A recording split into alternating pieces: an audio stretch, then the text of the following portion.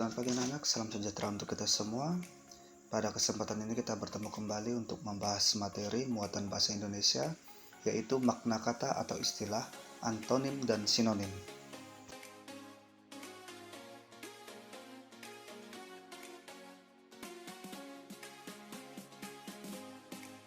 Makna kata dan istilah. Setiap kata dan istilah memiliki makna atau arti. Mengetahui makna sebuah kata dan istilah membantu kita memahami maksud sebuah kalimat. Kita dapat mencari makna kata dan istilah menggunakan Kamus Besar Bahasa Indonesia atau KBBI. Berbeda dari kata, istilah adalah satu atau gabungan kata yang mengungkapkan konsep, proses, keadaan, atau sifat khas dalam bidang tertentu. Ada istilah umum yang dikenal dan digunakan masyarakat luas, dan ada juga istilah khusus yang digunakan secara terbatas dalam bidang tertentu. Memahaminya, mari kita lihat contoh berikut ini. Contoh yang pertama, saat berolahraga, kita akan melakukan gerakan yang dapat menguatkan dan menyehatkan tubuh. Dengan berolahraga setiap hari, tubuh pun menjadi fit. Tubuh yang fit akan membuat kita tidak mudah terserang penyakit. Makna kata fit pada paragraf tersebut adalah, untuk menjawab pertanyaan ini, terlebih dahulu anak-anak harus menyiapkan Kamus Besar Bahasa Indonesia. Nah, dengan adanya Kamus Besar Bahasa Indonesia ini, anak-anak bisa mencari makna dari kata fit tersebut. Makna kata fit berdasarkan Kamus Besar Bahasa Indonesia adalah keadaan berdaya tahan bagi tubuh untuk melakukan aktivitas fisik. Bagaimana anak-anak? Apakah sudah paham? Agar lebih paham lagi, mari kita lihat contoh yang kedua. Ibu guru memberikan tugas kepada semua siswa kelas 6 untuk membuat dana sekolah secara berkelompok. Semua anak mengerjakannya dengan penuh semangat agar mendapatkan nilai yang bagus. Makna istilah dari kata yang digarisbawahi pada paragraf tersebut adalah,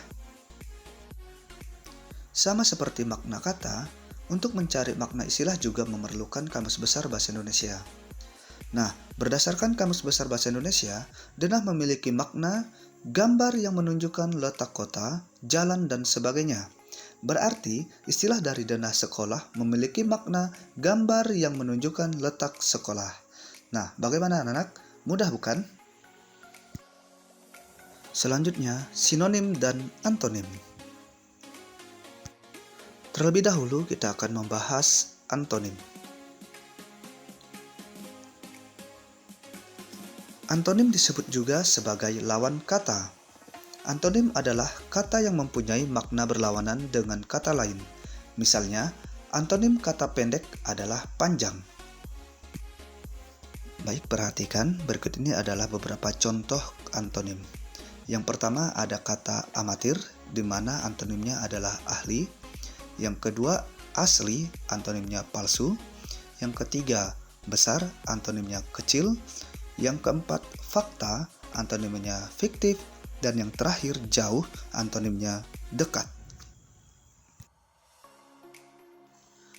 Selanjutnya, sinonim.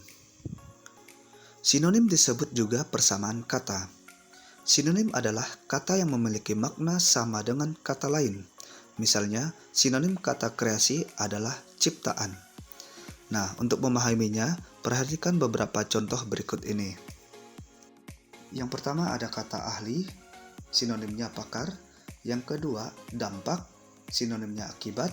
Yang ketiga, donasi, sinonimnya bantuan. Yang keempat, fauna, sinonimnya hewan. Yang kelima, flora, sinonimnya tumbuhan. Dan yang terakhir, insting, sinonimnya naluri. Agar lebih paham, mari kita lihat beberapa contoh berikut ini. Soal yang pertama, saat mengerjakan soal bahasa Indonesia, Joni terlebih dahulu mengerjakan soal-soal yang dianggap mudah. Antonim dari kata mudah pada kalimat di atas adalah, untuk menjawab soal ini, terlebih dahulu kita harus mengetahui apa itu antonim. Nah, pada penjelasan sebelumnya, kita sudah tahu apa itu antonim. Antonim adalah lawan kata. Ingat, antonim adalah lawan kata. Sehingga dapat kita tentukan di sini, antonim dari kata mudah adalah sulit.